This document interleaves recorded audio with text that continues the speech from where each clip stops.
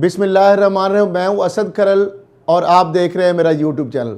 नाजरीन, पुलवामा ड्रामा के भारत की जानब से जो ड्रामा रचाया गया था, अब उसके नाकाबिले तरदीद जो है शवाहिद सामने आ गए हैं और भारतीय मीडिया भी तमाम तर कोशिशों के बावजूद सच छुपाने में नाकाम हो गया। पुलवामा में भारत ने अपने फौजी खुद मरवाए और वो किस तरह मरवाए और इल्ज़ाम किस तरह पाकिस्तान पर ये धरा, ये तमाम जो इल्ज़ामात है, ये इसका भांडा है, वो भारत के अंदर से ही फूट गया है और सच बिलाकर सामने आ गया है, जिसका पाकिस्तानी ना सिर्फ मीडिया ने बल्कि पाकिस्तानी अफवाज ने, ISPR ने, पाक फ़ौज के तर्जमान ने भी बता दिया था कि ये एक ड्रामा है।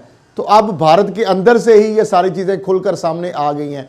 वो किस तरह से, इधर मोदी जो है उन्होंने जिस तरीके से आपने देखा कि 40 जो भारतीय फौजियों की लाशों पर खड़े होकर किस तरह उन्होंने मगरमच्छ के आंसू बहाते रहे, और भारतीय एंकर जो अर्नब गोस्वामी है और भारतीय ब्रॉडकास्ट ऑडियंस रिसर्च काउंसिल के सरबराह की व्हाट्सएप चैट ने इस तमाम मामले का भांडा फोड़ दिया है। व्हाट्सएप चैट के मुताबिक अर्नब गोस्वामी को भारत में आला तरीन सतह पर होने वाले फैसलों का इल्म होता था। गोस्वामी के करतूतों ने भारत में आला तरीन सतह पर अस्करी फैसलों का भी पोल खोल दिया है। अर्नब गोस्वामी ना सिर्फ बालाकोट पर हमले बल्कि आर्टिकल 370 के खात्मे से भी आगाह था, बल्कि BARC के सरबराह के साथ मिलकर अपने चैनल की रेटिंग बढ़ाने पर काम करता रहा। 23 फरवरी 2019 को अर्नब गोस्वामी ने BARC सरबराह को पाकिस्तान के हवाले से बड़ी खबर की पेशगी इतला देते हुए बताया था कि पाकिस्तान के खिलाफ मामूल से बड़ी कार्रवाई होगी। अर्नब गोस्वामी ने पहले से ही बता दिया था इस हवाले से। गोस्वामी को पता था कश्मीर में मामूल से हटकर कुछ बड़ा होने वाला है। गोस्वामी के मुताबिक मोदी हुकूमत पाकिस्तान मुखालफ कार्रवाई से अवाम को खुश करना चाहती थी। बालाकोट हमले के बाद गोस्वामी ने BARC को बताया कि मजीद कार्रवाई भी होगी। गोस्वामी की भारतीय कौम परस्ती दर हकीकत सिर्फ TRPs हासिल करने का बहाना और भारतीय फैसला साज भी TRPs के जुनून में मुब्तला मस्खरा नवा एंकर के हाथों में खेलते रहे। भारतीय प्रोफेसर अशोक स्वाइन पहले ही पुलवामा को ड्रामा करार दे चुके। उन्होंने कहा कि मोदी ने पुलवामा में वही किया जो इसने 2002 में गुजरात में किया।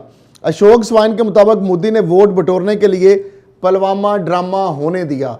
अब उन भारत के अंदर से वो आवाज़ें उठ रही हैं किस तरह मोदी सरकार जो है ड्रामे कर रही है और किस तरह एक मस्खरा नमा जो एंकर है वो उसका अलाकार बना और किस तरह उसको इंफॉर्मेशन पास ऑन की जा रही है। अब भारत में मुतनाज़ा एंकर जो अर्नब गोस्वामी जो है स्कैंडल जो सामने आने के बाद एक हंगामा मचा हुआ है और इसे चैट गेट का नाम दिया गया है।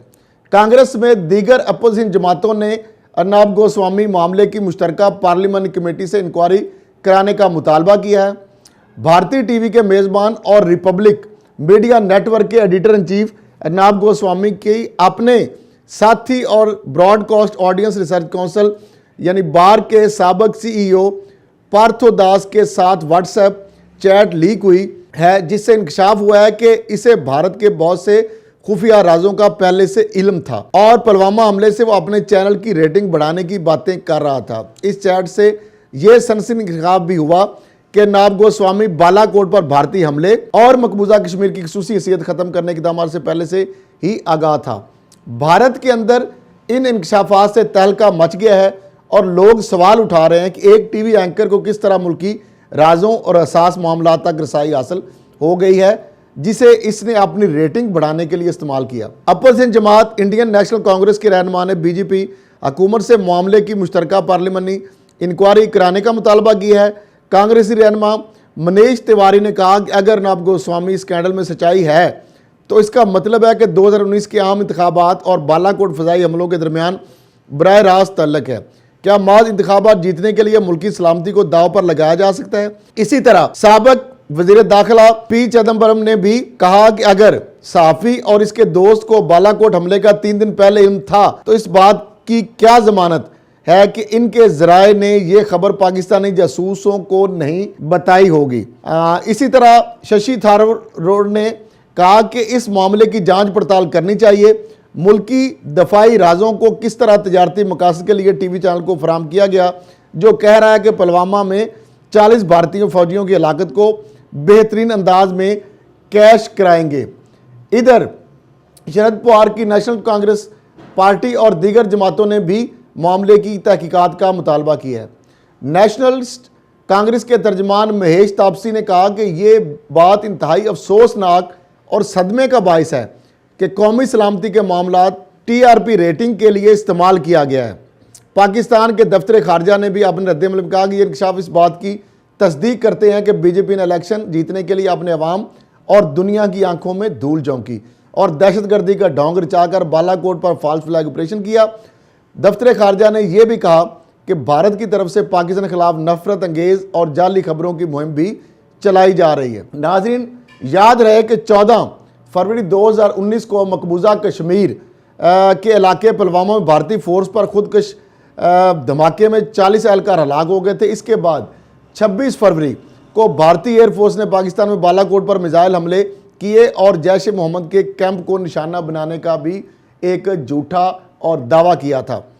अगले रोज पाक फ़िज़ाइया ने भारत के 2 लड़ाका तैयारे मार गिराया। ये सब इस वक्त हुआ जब भारत में आम इंतखाबात होने वाले थे और इन वाक़यात को इंतखाबी मुहिम में इस्तेमाल करके मोदी दोबारा इलेक्शन में जीत गया। नाज़रीन, ये है वो भारत का मीडिया और ये है वो भारत की हुकूमत जिसके बारे में उसके अंदर से ये सारी चीज़ें सामने आई। इससे पहले भी आपने देखा EU जो लैब है, डिसो इन्फो लैब, उसने बताया किस तरह भारत के अंदर से या भारत ने पाकिस्तान के खिलाफ प्रोपेगेंडा के लिए किस तरह 750 के करीब तकरीबन जो साइट्स बनाई हुई थी, किस तरीके से अक़वाम मुत्तहिदा के अंदर जाली NGOs को इस्तेमाल किया जाता था, किस तरह ANI एक न्यूज़ एजेंसी है भारत की, उसको किस तरह जाली खबरों के लिए इस्तेमाल किया जाता कि कौन से अखबारात जो है उनको जाली खबरों और कौन सी वेबसाइट्स के लिए को जाली खबरों के लिए, और उसका मकसद ख़ास टारगेट होता था पाकिस्तान के खिलाफ झूठा और जहरीला प्रोपेगेंडा करके दुनिया के अंदर ये तासर देने की कोशिश करना कि पाकिस्तान जो है वहाँ पे दहशतगर्दी हो रही है।